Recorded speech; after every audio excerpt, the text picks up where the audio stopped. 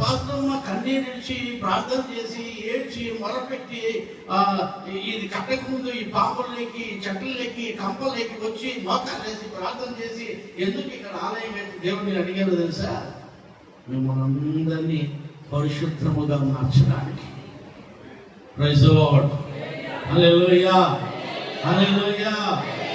దేవుడు ఎందుకు ఈ ఆలయాన్ని ఇచ్చారంటే, దీన్ని ఎందుకు దేవుడు పరిశుద్ధపరిచాడంటే, అపవిత్రులైన మనల్ని ఈ స్థలంలో పవిత్రులుగా చేయడానికి.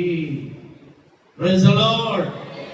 సంఘం ఎందుకంటే మా ఇంట్లోనే ప్రార్థన చేసుకుంటాం తెలుసా మీకు?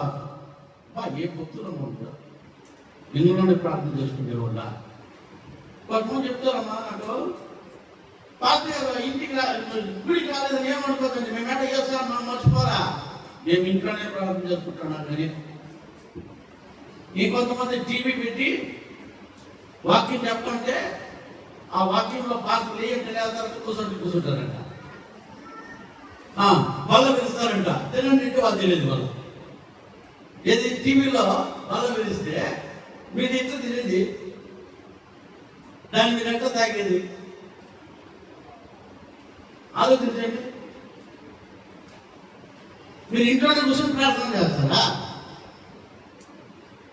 బాగా వినండి, మనకు సహవాసం అవసరం, ప్రార్థన అవసరం,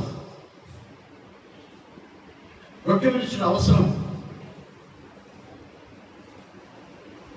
ఇవన్నీ కూడా ఒక విశ్వాసకి అవసరం.